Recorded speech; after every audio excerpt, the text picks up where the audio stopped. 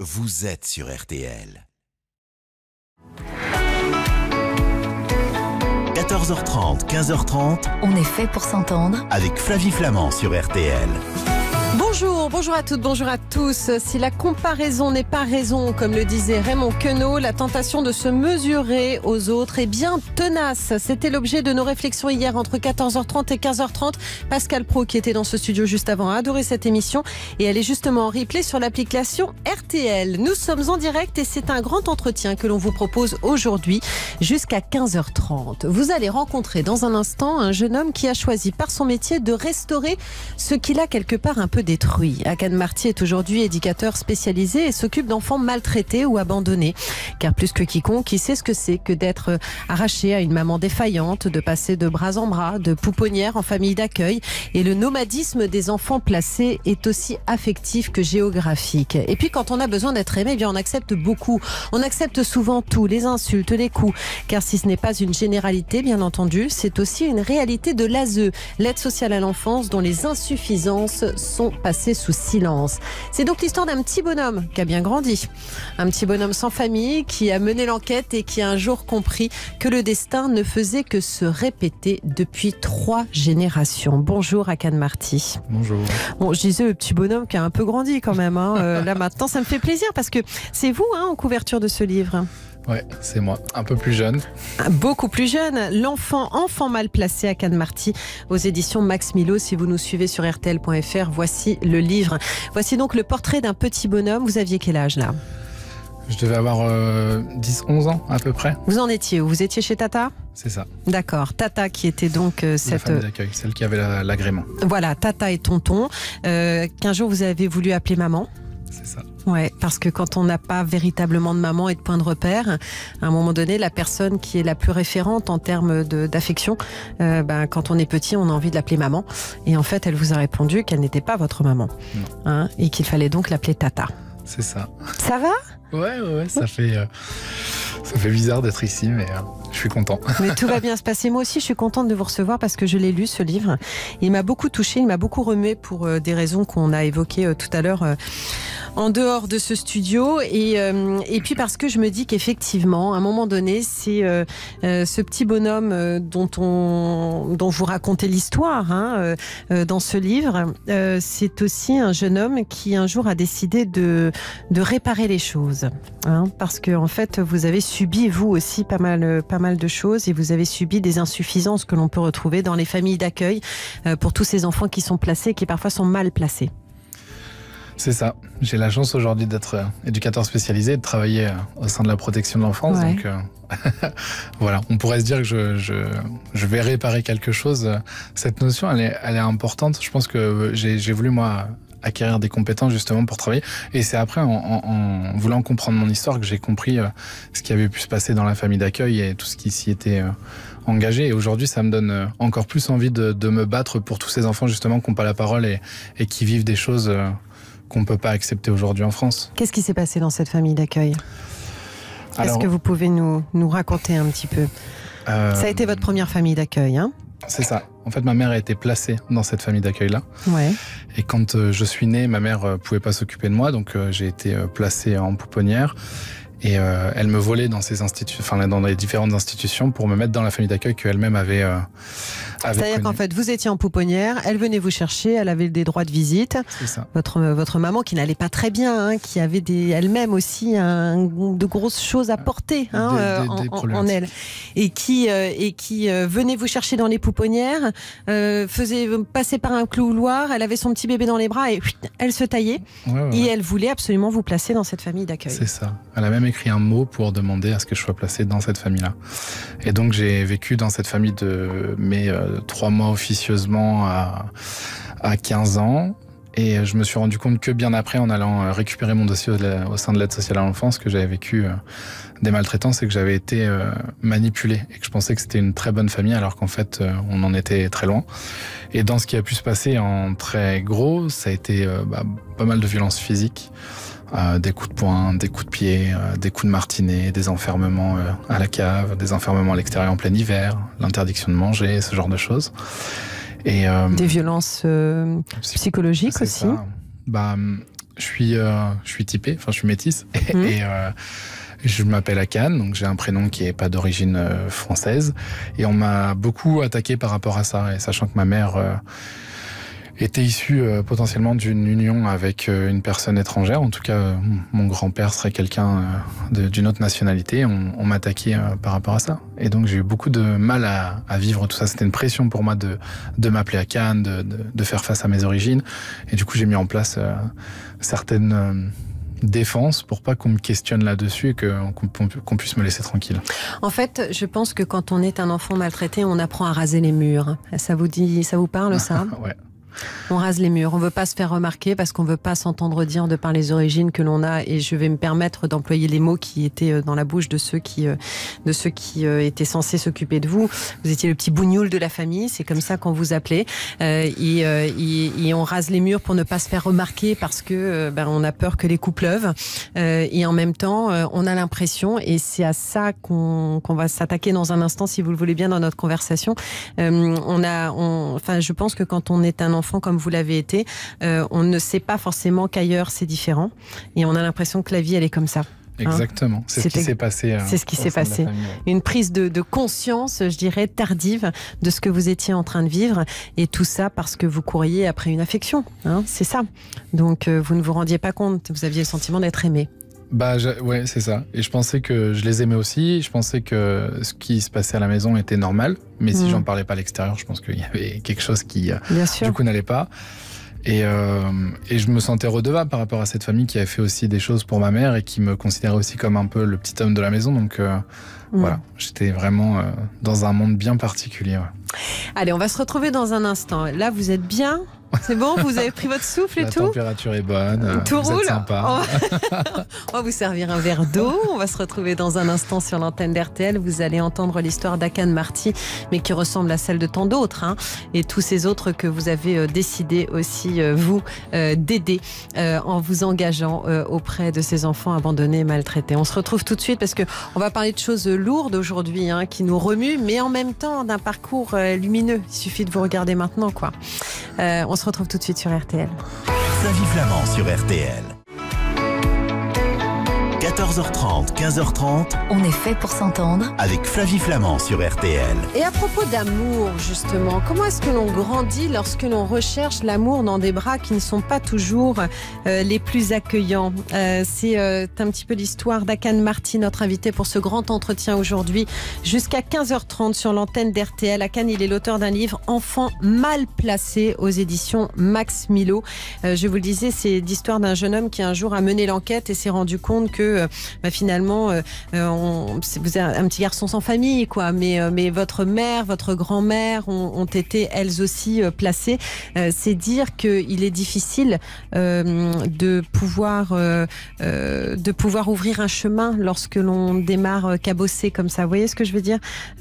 Pardon, je suis hyper émue parce que vous savez que ce sujet me touche aussi, donc voilà.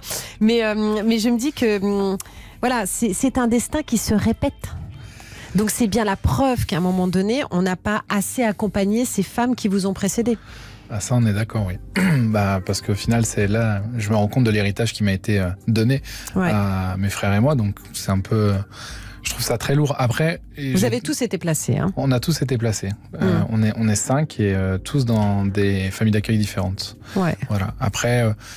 Bon, j'ai compris l'histoire et je comprends que chaque personne de la famille a son parcours bien particulier. Là où je me questionne, c'est simplement qu'ils ont été accompagnés justement par des professionnels et qu'on n'a pas réussi à couper ce lien, cette malédiction, cet héritage pourri du placement, quoi. Exactement. Je le dis souvent à mon entourage, mais il y a plein d'enfants qui vont hériter d'une maison, d'une voiture, d'amour même. Ouais, voilà, parfois on hérite valeur. D'amour, oui, pareil, ouais. Et nous, on n'a pas eu ça, nous. Nous, on a eu un autre héritage qui est le placement au sein de la protection de l'enfance. Et c'est pas un des plus faciles à porter. Est-ce que vous avez écrit justement ce livre à Cannes pour être le maillon qui casse la chaîne? Vous voyez ce que je veux dire ou pas? Moi, c'est un peu le sentiment que j'ai eu. Je me suis dit, tiens, il a envie de pousser autrement. Et c'est peut-être en disant ces vérités-là aussi, sur le placement, sur votre placement, parce qu'on va le dire, il se passe parfois de très jolies histoires aussi, à l'aide sociale à l'enfance. Mais en tout cas, sur votre placement, est-ce que vous avez ce sentiment qu'en déballant cette vérité, en disant les choses telles que vous les avez vécues, quelque part, vous vous donnez l'occasion de pousser différemment, de grandir différemment de votre mère et de votre grand-mère? Il y a un peu de ça, oui. Justement, de faire une grande différence et de dire à un moment donné, stop, on ne va pas continuer dans cette optique, dans cette démarche. Et puis, le livre, j'ai mes objectifs plutôt professionnels pour essayer de changer la protection d'enfance et personnels, justement, pour pouvoir mettre notre nom qui a été tant décrié, un peu en haut et dire à mes frères et sœurs, regardez, on peut réussir. Et puis dire à tous ces gamins qui sont placés, des fois, même si la société, elle est difficile avec nous, quand on fait de belles rencontres et de bonnes rencontres, et quand on a envie, qu'on croit en nous, on peut vraiment réussir. Donc voilà, c'est l'objectif un peu de ce livre. Bon, vous avez commencé votre vie à Cannes avec déjà pas mal de choses dans le sac à dos, des choses lourdes, pas de parents présents, la pouponnière, l'arrachement de bras en bras, ensuite cette famille d'accueil qui était une famille d'accueil défaillante, on peut le dire très clairement, c'est ce que vous nous expliquez il y a un instant. Et aujourd'hui, vous faites un constat, c'est quoi? C'est de chemin de solitude. Est-ce que les enfants de l'ASE, à un moment donné, sont des enfants que l'on laisse sur le bord de la route? C'est une belle question, ça. Je pense que oui et non. Je pense qu'il y a beaucoup de travailleurs sociaux qui se démènent pour réussir à donner justement un objectif de vie à tous ces gamins, mais le système aujourd'hui fait que je pense que pour une bonne majorité, c'est que c'est une réalité, l'avenir est plutôt sombre et plutôt compliqué pour ces gamins-là. Donc, ouais. Parce que quoi, on aura loupé le coche à un moment donné d'un accompagnement, d'un soutien, on va pas leur montrer un chemin. Vous le dites, à partir d'un certain âge, les enfants, les 3/4 se retrouvent à la rue.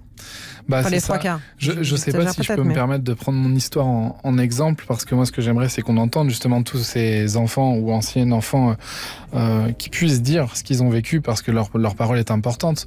Mais moi, dans mon histoire, j'ai l'ASE qui a disparu pendant un certain temps. J'étais dans une famille d'accueil qui était maltraitante, et les professionnels extérieurs, normalement, qui auraient dû justement me soutenir et le voir, ne l'ont pas vu. Alors, j'ai créé des choses qui, du coup, ont un peu brouillé les pistes. Et puis, à la fin, j'ai rencontré des éducateurs qui m'ont énormément apporté. Je les remercie aujourd'hui pour tout ce qu'ils ont fait. Je continue à aller les voir parce qu'ils sont importants.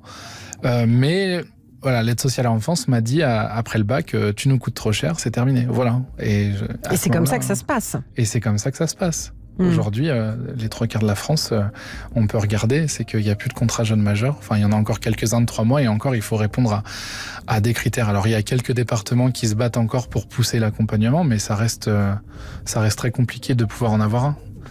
On va se retrouver dans un instant à Cannes. On va poursuivre notre conversation. Et puis après, c'est Fanny Cohen-Herlem. Elle est pédopsychiatre, psychanalyste. Elle travaille dans la protection de l'enfance. Elle nous rejoindra dans la deuxième demi-heure de cette émission. À tout de suite. Flavie Flamand sur RTL. Flavie Flamand sur RTL. Akan Marty est avec nous. Il y a Hildegarde qui nous écrit à Cannes. Il y a des familles d'accueil pourries. Alors aujourd'hui, on parle du parcours d'Akan, bien précisément. Akan, petit garçon élevé dans une pouponnière, puis dans une famille d'accueil défaillante. Il est donc des familles d'accueil pourries, nous écrit Hildegarde. C'est vrai, mais il y en a d'autres aussi qui sont formidables, qui vous permettent de grandir sans danger, de devenir quelqu'un d'assuré et de confiant. Placé pendant 17 ans, je ne peux dire que merci à Marie-Claude et à Roger. Sans eux, je ne serais pas là. Voici la gratitude et la reconnaissance d'une personne dite bien placée, puisque on peut considérer que vous avez été mal placé. En tout cas, c'est le titre de votre livre, Akan Marty. Vous ne faites pas une généralité de votre histoire? Non, pas du tout. D'accord, mais vous avez quand même à un moment donné voulu étudier, puisque vous y êtes investi, le système de la protection de l'enfance en France. Oui, parce que j'ai croisé, du coup, par mes placements, pas mal de jeunes qui ont été placés avec moi, et du coup, ça m'a questionné. Ensuite, j'ai été amené à faire le métier d'éducateur spécialisé. Donc j'ai eu la double casquette et le double regard. Et en échangeant avec tous mes collègues sur justement le destin de tous ces enfants et en repensant à tous les enfants que j'ai pu croiser, ouais, ça m'a questionné. Et puis ça m'a donné envie de pouvoir dire des choses. Alors ces choses que vous vouliez dire, c'était quoi ? Alors, des choses à améliorer et des choses, des remerciements. Les remerciements, c'est pour toutes les personnes que j'ai rencontrées qui m'ont soutenu et qui m'ont apporté, qui m'ont permis de pas être à la rue parce que l'aide sociale à l'enfance s'est arrêtée très tôt pour moi. Et donc, ces personnes-là, ont été bien présentes et je les remercie énormément et c'est aussi pour eux que je fais ce livre. Et l'autre chose, c'est pour l'aide sociale à l'enfance tirer un peu le signal d'alarme où on va laisser des jeunes sans situation très rapidement. On va leur demander de porter une charge mentale super lourde. Je suis désolé, je m'exprime pas très bien. Mais... Si, c'est très très clair. Vous avez déjà tellement de choses à porter d'un point de vue personnel, une histoire personnelle tellement douloureuse et tellement lourde qu'on vous demande en plus. C'est ça. En fait, j'ai cette impression en protection de l'enfance et je fais pas une généralité, mais ce que j'en ressens quand je vois ce qui se passe dans les mecs où on va mettre 10 à 12 gamins en même temps qui portent déjà leur histoire familiale et qu'on les met tous ensemble alors qu'ils ne vont pas bien, c'est déjà très lourd, c'est questionnant. Parce que qu'est-ce qu'on leur fait vivre à ces enfants avec des professionnels qui tournent régulièrement parce que on a des problématiques avec ce métier en ce moment. Et c'est derrière leur demander à 15-16 ans de déjà quasi être autonome pour qu'à 18 ans, on leur dise stop, c'est fini, tu sors de la protection de l'enfance et tu te débrouilles. Donc sortir de la protection de l'enfance, c'est ne plus avoir le moindre argent, le moindre moyen de pouvoir construire sa vie. Aujourd'hui, on a un gros problème, c'est que c'est les départements qui financent justement les contrats jeunes majeurs. C'est pas l'État. L'État ne gère plus tout ça. Et certains départements continuent à accompagner les jeunes jusqu'à 21 ans. Il y a même un département qui va jusqu'à 25 ans. Donc ce contrat jeune majeur, il faut préciser que c'est un moyen, effectivement, à un moment donné, de travailler et d'avoir un revenu et d'accompagner finalement des jeunes sur le chemin de la vie professionnelle. C'est ça. C'est pas simplement de donner de l'argent à un jeune et qu'il en fasse n'importe quoi. C'est l'accompagner à justement savoir gérer un appartement, savoir gérer son alimentation, savoir gérer ses recherches sur la vie d'études. De l'autonomie, quoi, en fait. Exactement. C'est qu'en fait, il puisse s'insérer. C'est parier sur lui, au final. Parier sur un jeune qui va s'insérer et qu'on ne va pas retrouver un peu plus tard sur d'autres structures qui ne lui permettra pas d'être autonome et qui coûtera aussi de l'argent à l'État. Donc c'est un peu le serpent qui se mord la queue. Et là où je suis assez inquiet, c'est que j'ai eu la chance de travailler dans différents départements et que je vois qu'on laisse ces jeunes et qu'on leur dit stop, c'est terminé. Et donc tu ne fais plus partie, on ne te protège plus. C'est terminé, ouais. En fait... l'État se désengage totalement. Enfin, on laisse ces jeunes sans plus personne, sans accompagnement professionnel. Et je le vois, ça fait du mal aux jeunes, ça fait du mal aux professionnels qui se démènent justement pour essayer de trouver des solutions, mais au final, on en revient pareil. Et ça fait des dégâts derrière. De lourds dégâts, au final. On en parlera évidemment tout au long de cette émission. Comment est-ce qu'on se construit affectivement à Cannes ? Quand on a été, pour ceux qui nous écoutent, pour bien comprendre ce que c'est que de se retrouver lâché à 18 ans, quand on n'a déjà pas grand-chose. C'est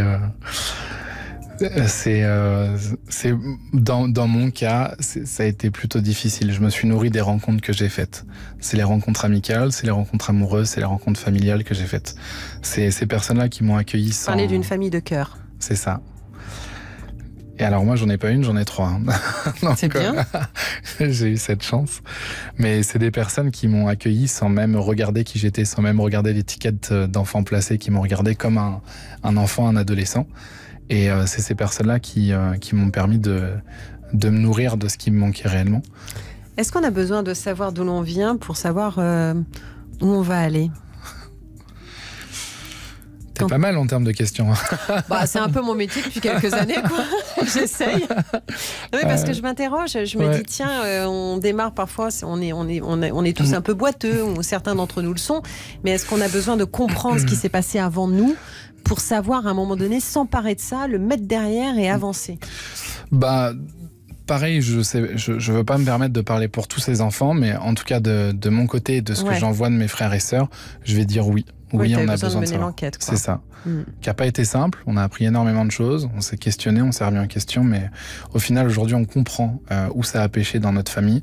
Et je pense qu'on a les réponses pour ne plus reproduire le même schéma. Et ces réponses, elles sont aussi du côté de l'accompagnement et de l'aide sociale à l'enfance ? Aujourd'hui, oui. Réellement, oui. On va se retrouver dans un instant. Il y a Olivier Bois qui vient de rentrer dans ce studio. On va après faire un petit flash info et puis on va se retrouver tout de suite sur l'antenne d'RTL. Tiens, on va sûrement parler de Donald Trump parce que ça y est, apparemment il quitte la maison Blanchido. À tout de suite sur RTL. Flavie Flamand sur RTL. 14h30, 15h30. On est fait pour s'entendre. Avec Flavie Flamand sur RTL.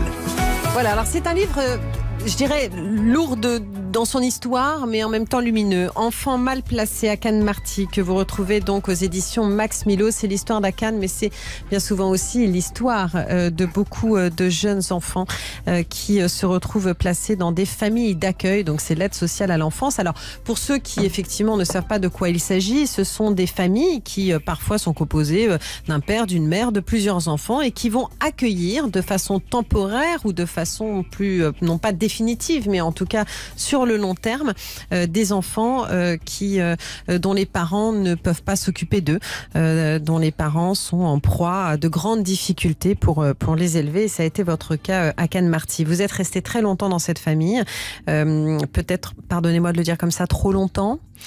Puisque vous avez pris conscience aussi que ce que vous viviez au sein de cette famille n'était pas normal, mais comme vous n'aviez pas forcément de point de comparaison, vous pensiez qu'effectivement l'affection parfois aussi devait se mériter, si je puis dire, c'est-à-dire qu'on est capable d'entendre des insultes et de recevoir des coups dans ces cas-là, mais par ailleurs, pour se dire aussi on reçoit de l'affection, on est aimé en retour. C'est très étrange. C'est une sorte d'affection conditionnée. Hein. Il fallait filer droit, quoi. C'est ça. Il fallait répondre à certains critères pour pouvoir être aimé. Voilà. Ces familles d'accueil, elles sont rémunérées. Oui. Pour s'occuper des enfants. C'est ça. Elles sont des agréments. Elles ont des agréments que l'on doit obtenir en passant donc devant un comité, j'imagine, à l'aide sociale à l'enfance. Donc ces familles ont le droit, à un moment donné, de s'occuper d'enfants qui sont malheureux. On n'a pas le sentiment non plus qu'on ait fait montre de beaucoup d'accompagnement psychologique à votre endroit quand vous étiez petit à Cannes, quand on lit votre livre. Vous avez mené l'enquête, il y a des rapports que vous fournissez, des rapports de l'aide sociale à l'enfance qui décrivent une histoire complètement différente de celle que vous viviez dans cette maison. Il y avait un fossé entre ce que pouvaient voir les travailleurs sociaux qui venaient de temps en temps à la maison et puis la réalité de ce que je pouvais vivre. Alors quand j'étais petit à l'école, j'avais un suivi avec un psychologue que j'ai d'ailleurs retrouvé quand j'ai été récupérer mon dossier à l'aide sociale à l'enfance, qui est plutôt cocasse comme situation. Mais j'avais des petites techniques que j'avais montées pour protéger cette famille, parce que j'étais conditionné, donc il fallait que je protège cette famille. On me disait que si je racontais ce qui se passait, on allait me mettre dans une famille d'accueil qui allait être beaucoup plus violente, ou alors en foyer, qu'on allait me battre. Enfin, on me racontait ce que je vivais à la maison d'ailleurs. Et ce psychologue, pour détourner un peu son intention, je dessinais des dessins très lumineux avec des soleils, ce genre de choses. Et je savais qu'en faisant ces petites choses, il allait rien se douter. En tout cas, c'est ce que je m'imaginais dans ma tête d'enfant. Aujourd'hui, je me questionne quand même, mais voilà. Vous vous dites qu'on aurait dû, à un moment donné, poser un autre regard aussi sur vous et on aurait dû être alerté par certains signes ? Il y a plusieurs choses qui se sont passées aujourd'hui qui m'ont vraiment un peu, je vais pas dire déstabilisé, mais questionné. Premièrement, il y a ce psychologue qui aurait été censé, enfin en tout cas je l'aurais espéré, voir des choses. J'ai eu une travailleuse sociale qui a vu certaines punitions, qui a demandé d'arrêter sur le moment. Mais qui un jour est arrivé et vous étiez puni. Vous étiez dans un coin du salon. Et il n'y a pas eu de suite.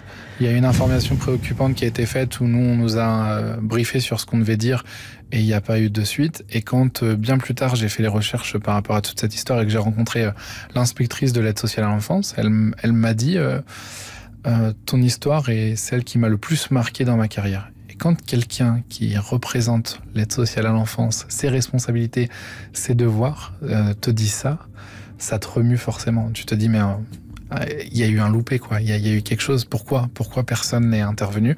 Pourquoi personne n'a agi? Même les voisins, même tous ceux qui nous ont vus, tous ceux qui nous ont côtoyés à l'école, pourquoi ça peut être plus loin? Et puis qui assistaient parfois aussi à des... Ah oui. Qui assistaient à des violences. C'est ça. Donc voilà, aujourd'hui, je suis pas là pour réellement leur taper dessus en disant c'est de votre responsabilité, parce que j'aurais pu parler, j'aurais dû parler, mais je suis plus là aujourd'hui avec un autre œil d'ancien enfant et plus professionnel pour essayer de faire changer les choses et qu'enfin on puisse entendre, écouter tous ces enfants qui ont besoin qu'on soit là pour eux. Alors dans un instant, on va écouter Fanny Cohen-Herlem qui va nous donner votre point de vue. Elle a lu votre livre et elle a envie de parler de votre métier à vous, éducateur spécialisé, tous ceux qui s'investissent justement pour que ces jeunes ne se retrouvent pas sur le bord de la route. Elle sera avec nous dans un instant sur RTL. On la remercie pour sa patience. Flavie Flament sur RTL. Alors il y a José qui se sent concerné par notre sujet du jour. Il nous écrit: il existe de bonnes familles d'accueil et j'ai eu beaucoup de chance de tomber justement sur l'une d'entre elles. Adrienne qui, elle, nous explique qu'elle a été placée en foyer très jeune, que ses enfants ont également été placés durant 2 ans dans une famille d'accueil, qu'elle s'est battue pour les récupérer mais le mal était fait puisque sa fille avait subi une agression sexuelle et bien évidemment la famille a perdu son agrément. Monique qui s'interroge: mais comment est-il possible que de telles familles d'accueil soient agréées? Il y en a certes de vermeilleuses, mais ce garçon, ce qu'il a vécu, c'est inadmissible. Ce garçon, c'est notre invité à Cannes Marty. Vous avez eu des nouvelles de vos frères et sœurs qui eux-mêmes ont été placés à Cannes? Oui. On a une relation qui est un peu particulière parce qu'on n'a pas grandi ensemble. Mais et oui, quand on se voyait, c'était 3 à 4 fois par an où on était dans une salle et des travailleurs sociaux prenaient des notes. Et aujourd'hui, on essaye de reconstruire des liens. Alors c'est compliqué, mais bien sûr. Cette histoire, elle nous lie et je suis persuadé que pour l'avenir, on va réussir à se trouver et se retrouver. Est-ce que même ont vécu des parcours difficiles? Ouais. Alors j'ai 3 frères et sœurs, je suis fier d'eux parce que voilà, avec tout ce qu'ils ont vécu, c'est des personnes qui sont courageuses, mais bien qui sûr. Ont eux aussi vécu des choses dues à la protection de l'enfance et aujourd'hui ça reste difficile parce qu'on les a pas assez bien accompagnés ou parce que justement ça a été injuste pour certains d'entre eux ce qu'ils ont vécu et parce qu'on les a pas écoutés. Fanny Cohen-Herlem, bonjour, merci pour votre patience Fanny. Bonjour Flavie, merci de m'accueillir. Bonjour à Cannes Marty. Vous avez eu le livre d'Akan entre les mains? Absolument, je l'ai lu. C'est difficile parce que c'est un livre très complet et en même temps qui met en lumière tellement de choses qu'elles sont difficiles. On pourrait parler d'un parcours, le nomadisme affectif de ces enfants-là et la façon dont ils essayent de se construire et de se construire malgré tout. Qu'est-ce que vous avez retenu de cette lecture, Fanny? Alors j'ai retenu, c'était quelque chose qui s'est passé il y a 30 ans. Donc c'est quand même important de le dire et je trouve que la position de la Cannes Marty est une belle position actuellement. Éducateur spécialisé, il travaille finalement pour le bien-être des enfants par rapport à ce qu'il a pu vivre lui, en le mettant à distance et je trouve que c'est un beau témoignage.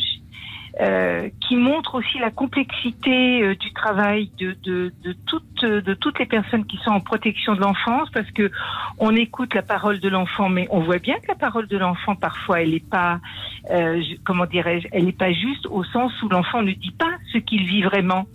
Donc il faut aller bien au-delà. Tout enfant maltraité, mais bien sûr, bien sûr. Donc il faut aller bien au-delà de cette parole explicite pour essayer de trouver des signes implicites, et ce qui n'a pas été fait. Donc je trouve ça intéressant qu'il puisse aussi dire quelque chose de la relation tellement problématique et ambivalente, ambiguë qu'il a eue avec sa famille d'accueil. Et on sait bien que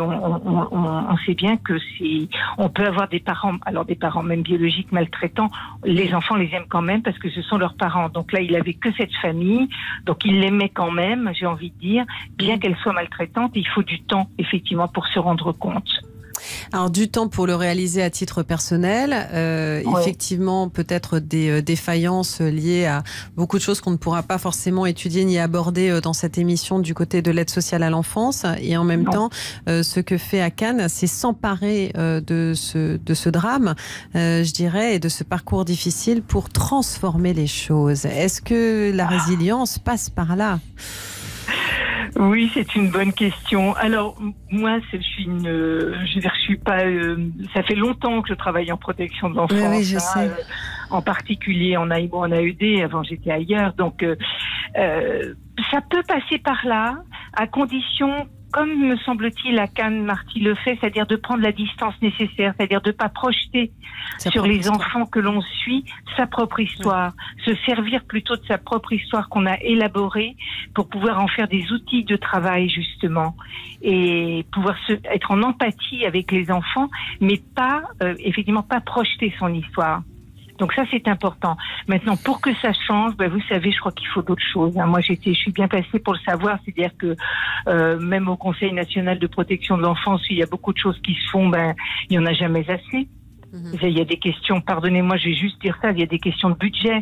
Mais si, mais il y a un vrai problème, bien sûr. Et c'est un vrai problème politique que de savoir s'occuper des enfants en général et des enfants placés en particulier et d'essayer d'éviter les placements au maximum quand on peut avec tous les outils de protection qu'on a par ailleurs. Mais c'est vraiment une question politique.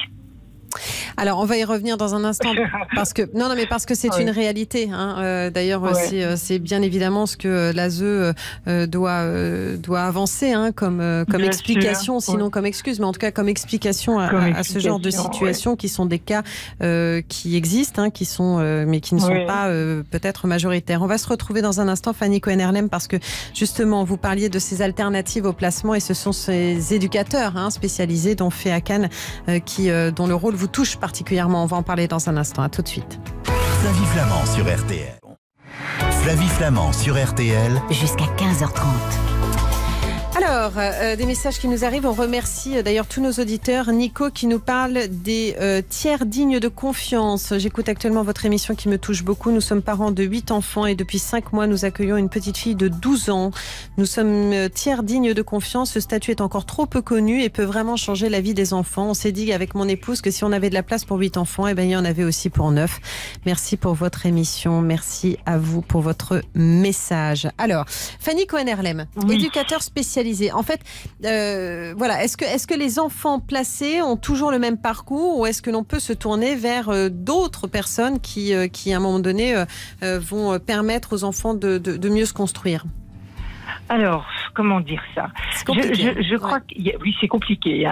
Vous évoquez le nomadisme affectif. Je crois que ce qui est important, c'est que les enfants ne changent pas tout le temps de lieu de vie, que ce soit dans leur famille d'accueil ou dans leur famille. Maintenant, il peut y avoir des familles en très grande difficulté. Les aides éducatives en milieu ouvert sont là pour ça, à la demande du juge, pour aider ces familles à changer leur façon de faire, pour aider les parents aussi, qui sont reçus par les éducateurs, par les psychologues, par les pédopsychiatres ou les psychiatres. Les enfants sont aussi aidés, alors sûrement de façon pas assez intensive, mais ça c'est une question de moyens et de personnel, bien entendu.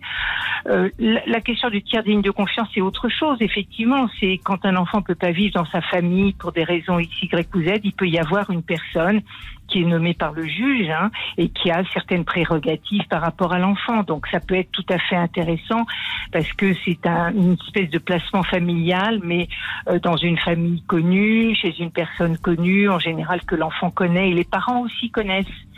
Donc c'est encore autre chose.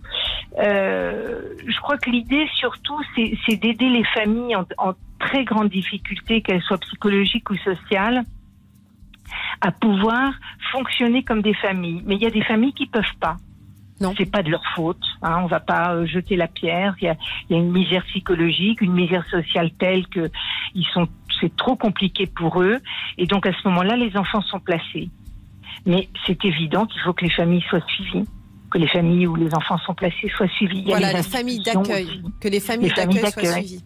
Bien sûr, il y a aussi les petites institutions, il y a aussi tiers digne de confiance. Parce que, pardon de le dire comme ça, je suis désolée, mais il y a des familles qui gagnent. Il faut bien préciser que les familles d'accueil sont payées pour ça. Oui, donc, absolument. Il y a ceux qui font ça avec cœur et l'envie d'accompagner des enfants en souffrance. Et puis il y a ceux qui font ça parce que c'est une bouche à nourrir parmi d'autres dans une fratrie et qui vont pouvoir percevoir des revenus. Oui, mais ce que je veux dire, c'est que pour obtenir un agrément, il faut peut-être déjà s'assurer de la volonté, et de la sincérité dans la.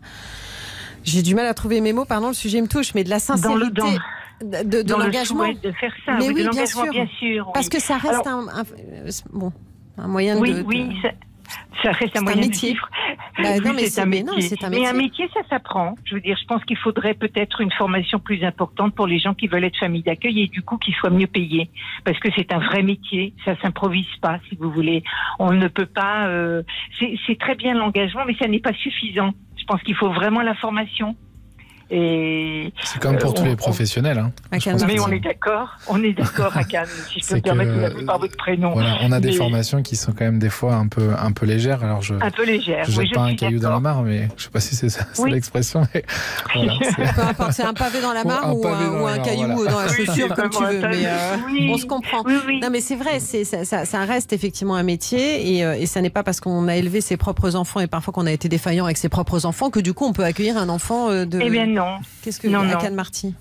Non, mais je suis d'accord. Ça avec fait tout ce partie. qu'il Vous dit. êtes d'accord sur le manquement de ce côté-là? Exactement, Voilà. oui. Oui, parce que si vous voulez, vous vouliez me questionner sur le nomadisme affectif, la vie, je peux Oui, me permettre aussi, de je vous en passer à prie, ça. pardon, parce que Oui. du coup on est parti sur le débat. Oui, le Allez-y. débat quasiment politico-sociétal. Oui, donc, mais qui explique la situation aussi. Qui est important à mais prendre en qui- compte. qui est non, mais à mon avis, il est fondamental. Hein. On ça. est tout à fait d'accord. Je crois que j'ai dit quand même ce que je pensais par rapport à ça, Absolument. et je crois qu'à Cannes Marty et moi, on est probablement d'accord Sans aucun sur le doute. salaire des éducateurs, sur le fait qu'ils doivent pas avoir 30 enfants dont ils doivent s'occuper, sur le fait qu'il faudrait qu'ils aient plus de temps, que les équipes Mais- soient plus fournies et qu'il y ait une meilleure formation. Voilà. Alors sur le On a fait le nomadisme, tour. pardon. Alors, le nomadisme, si vous voulez, moi, je me dis qu'effectivement, un enfant qui est placé de structure en structure ou de famille en famille, ce qui est problématique pour un enfant, c'est la rupture. Mmh. Et c'est ce qu'on lui dit au moment de la rupture, au moment de la séparation. Ces enfants ont été séparés de leur famille une première fois, de leurs parents biologiques, on va Ouais. dire, hein, leurs parents. Est-ce que quelque chose leur a été dit? Est-ce qu'on leur a expliqué, quel que soit leur âge, pourquoi on les séparait de leurs parents? Est-ce qu'on leur a dit à quel rythme ils allaient les revoir? Donc tout ça, ça me paraît fondamental dès le début. Bon, il y a des placements en urgence, hein, on le sait bien, Cannes Marty le sait, moi aussi, mais ça n'empêche pas qu'on peut se parler, qu'on peut dire les choses. Et puis, si on doit changer de famille d'accueil pour une raison ou pour une autre, ou passer d'une famille d'accueil à une institution ou l'inverse, il faut encore que les choses soient expliquées aux enfants, quel que soit leur âge. Oui. C'est-à-dire qu'il faut qu'il y ait une continuité, un récit comme ça, de l'histoire de l'enfant qui doit lui être faite, où on doit lui rendre compte de ce qui lui arrive.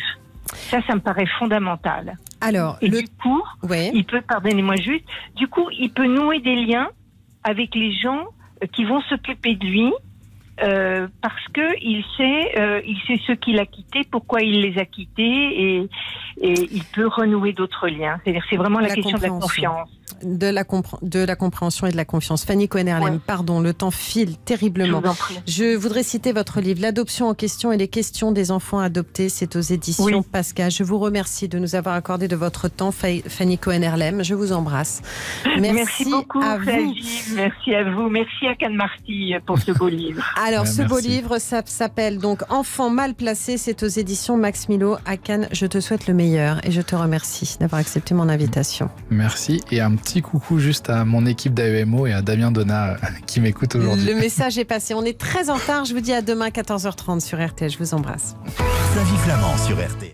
Salut, c'est Vincent Perrault. RTL Pop Ciné. Je vous attends tous les dimanches dès 14h pour RTL Pop Ciné. Des jeux, des interviews, des chansons de films pour tout savoir de l'actualité cinéma. RTL Pop Ciné, présenté par Vincent Perrault, dès maintenant en replay sur RTL.fr.